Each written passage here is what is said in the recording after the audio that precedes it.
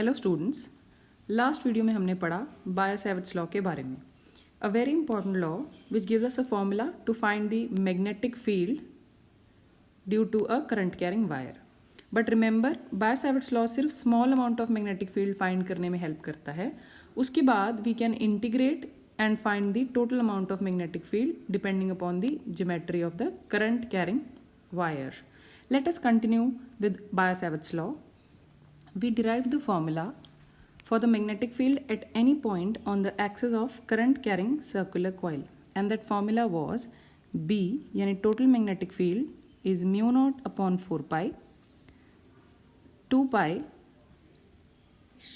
n if n is the number of turns I a square upon a square plus x square raised to power 3 by 2.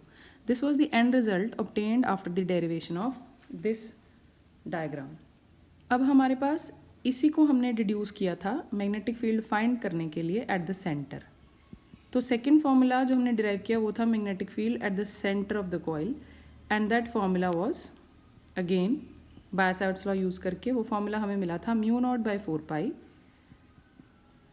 I by A as it is and bracket में angle subtended at the centre. और अगर एक पूरा circular coil है तो 2 पाई, अगर एक semi circle हो तो वो पाई बन जाता है, अगर एक कोनिक सेक्शन हो तो यहाँ पे हमारे पास आ जाएगा वो एंगल जो सेंटर पे बन रहा होगा.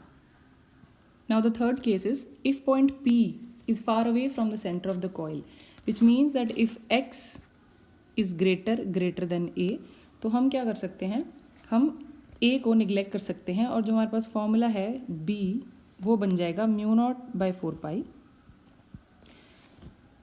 2 पाई n where n is the number of turns, I is the current flowing, a square upon denominator में. अब हमारे पास अगर x बड़ा है तो हम लिख सकते हैं इसको एज x स्क्वायर 3 बाई 2, यानी हमने क्या कर दिया, a को निगलेक्ट कर दिया. We have neglected a in comparison to x. तो जो हमारे पास फॉर्मूला बन जाएगा, स्क्वायर से स्क्वायर कैंसिल हो जाएगा और हमारे पास ये जो फॉर्मूला है you will write it as b is equal to mu naught by 4 pi 2 pi a square n i upon x cube. Now since each current carrying wire behaves as a magnet, जिसका मतलब है ये जो circular loop है ये भी एक magnet होगा. पर अब हमें कैसे पता लगेगा कि एक सर्कुलर कॉइल जो है ये एक मैग्नेट है, तो इसका नॉर्थ कौन सा और साउथ कौन सा है.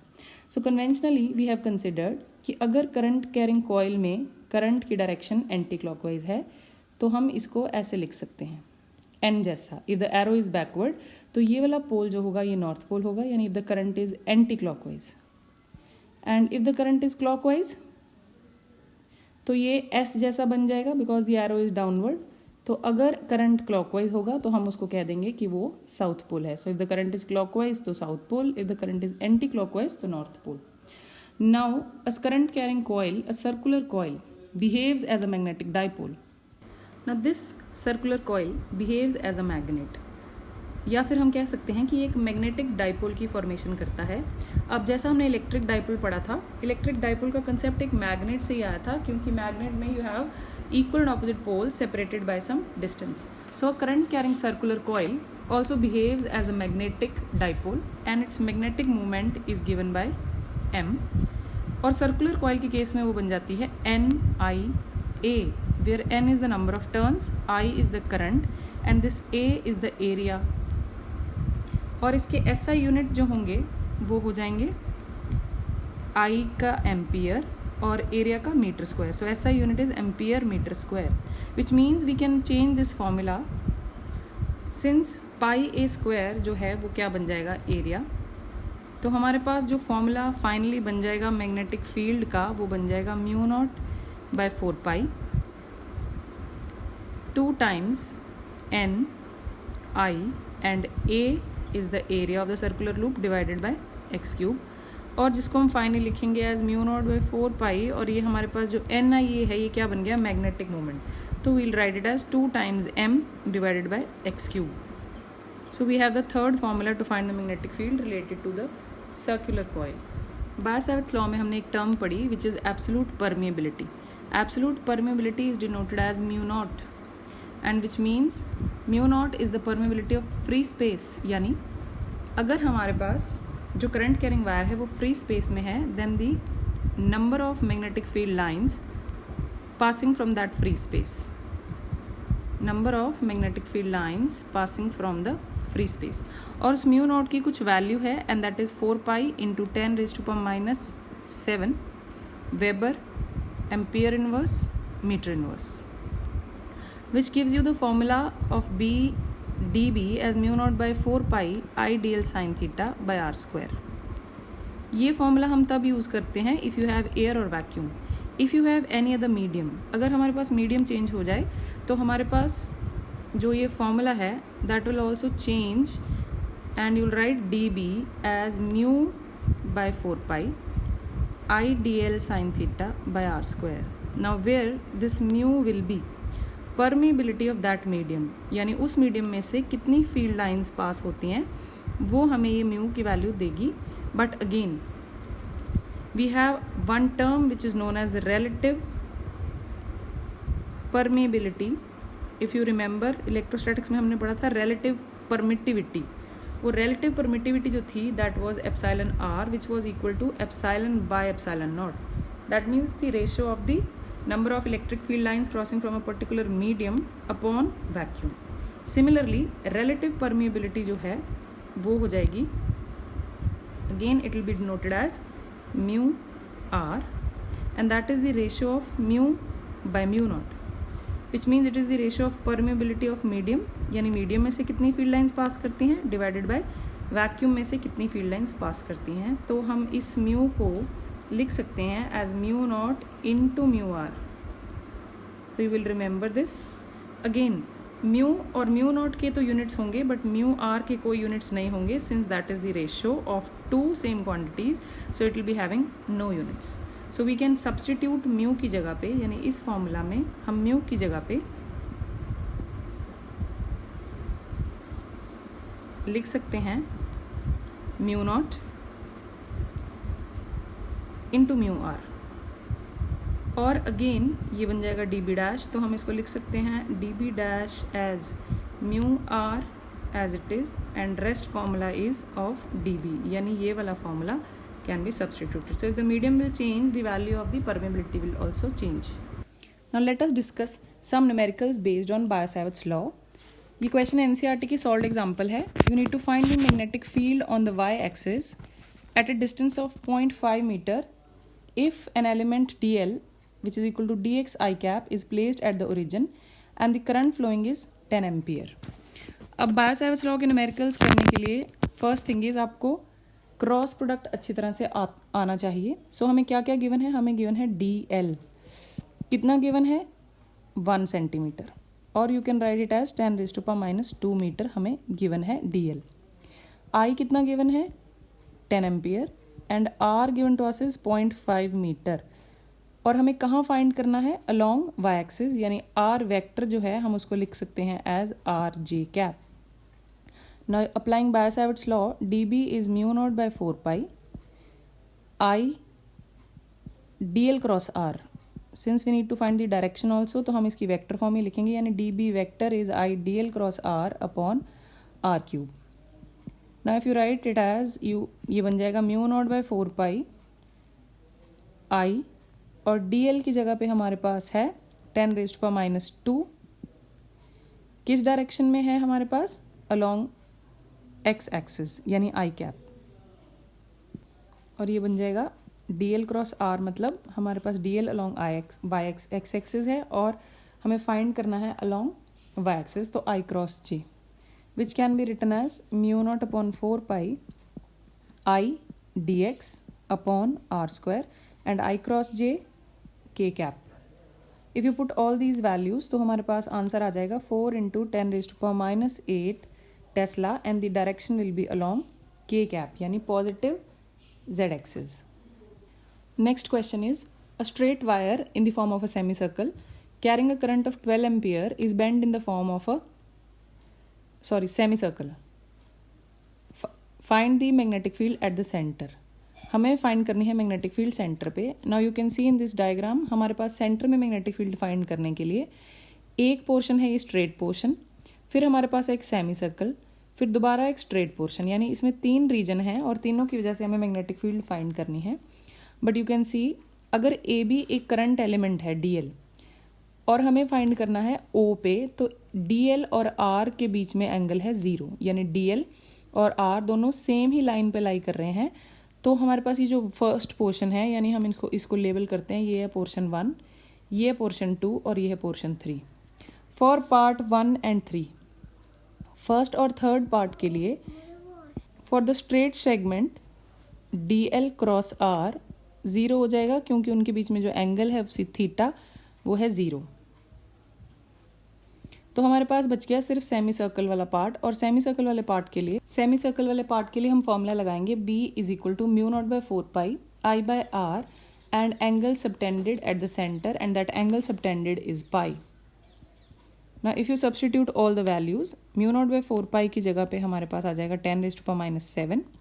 करंट हमें दिया गया है 12 और radius given is 2 centimetre, so 2 into 10⁻², and pi की value 22/7 if you substitute, you will get the answer as 1.9 into 10⁻⁴ Tesla.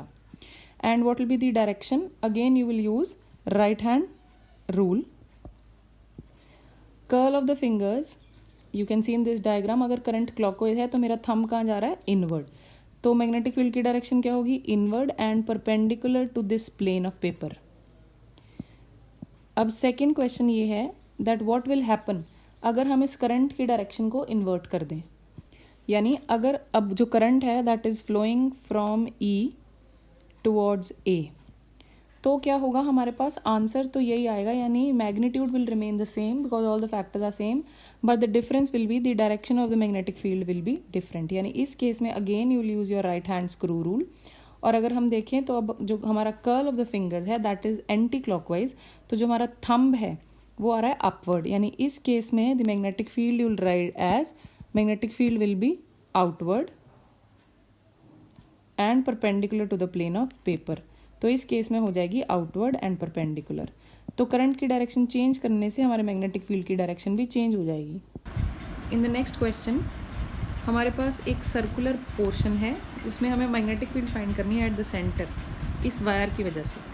Now you can see in this diagram, ये जो सर्कुलर पोर्शन है वो है ABCDE, यानी हमें ये वाला एंगल पता होना चाहिए, angle subtended at the centre. यानी अगेन हमारे पास 3 पोर्शन है, एक ये पोर्शन, एक ये पूरा वाला पार्ट और एक ये। That means we need to find the magnetic field B, जो किसके बराबर है? B इज इक्वल टू, हम लिख सकते हैं BAB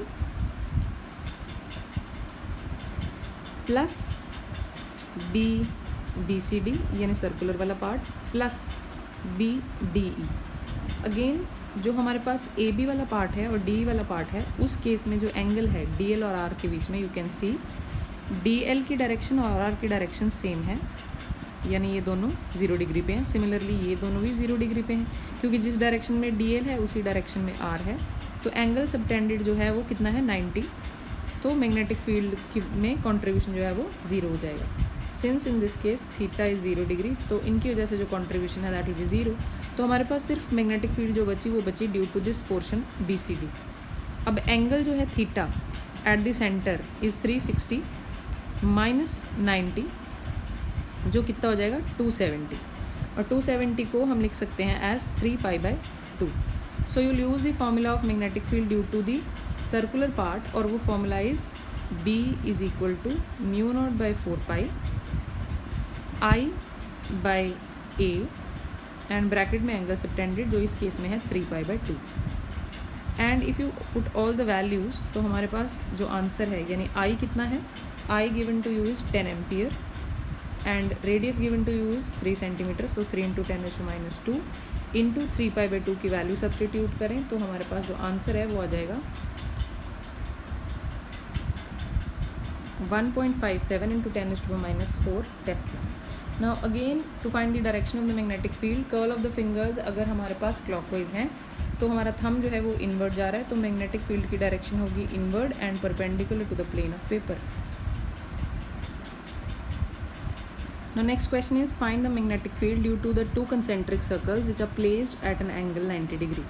यानी ये दो सर्कल्स हैं जो एक दूसरे के परपेंडिकुलर हैं और हमें फाइंड करनी है total magnetic field. Since they are concentric यानी इनका रेडियस भी एक जैसा है और मान लेते हैं कि इनकी करंट की वैल्यू भी सेम है, यानी let us consider that I1 is equal to I2 is equal to I। So the magnetic field B1 due to current I1 will be equal to mu naught by 4 pi I by A and angle subtended will be 2 pi. What will be the direction? You can use your right hand and the direction will be, thumb जिस direction में align करेगा, और इस case में the direction of the magnetic field will be upward. So B1 is the direction of the magnetic field. Now B2, again it will be equal to mu naught by 4 pi I by A, angle subtended will be 2 pi. यानी the magnitude of B1 and B2 they are equal, let us name them as B. But again इस case में you will use your right hand. If this loop is perpendicular and outward, जैसा हमने derivation में किया था, तो इसकी जो net magnetic field है वो आ जाएगी B2. हमारा रिजल्ट भी यही आया था magnetic field on the axis के केस में. Now you can see that they are forming the two sides of a parallelogram B1 and B2. तो जो इनका resultant होगा that will be the diagonal, but if they are making an angle of 90 degree तो हम formula use करते हैं resultant का under root of a square plus b square plus 2ab cos 90. तो हमारे पास resultant का formula बच जाएगा a square plus b square, यानी total magnetic field जो होगी वो हो जाएगी अंडर रूट ऑफ, हम b डैश नाम दे देते हैं इसको, b1 का स्क्वायर प्लस b2 का square, but since they are equal तो हम इसको लिखेंगे b square plus b square, और ये हमारे पास क्या आ जाएगा b into root 2. Now you can put the value as root 2 into B की जगह mu naught by 4 pi I by A, and in the bracket you will write 2 pi. So this will be your answer. Now dear students, practice some more questions from your book, and the next video will study about Ampere circuital law.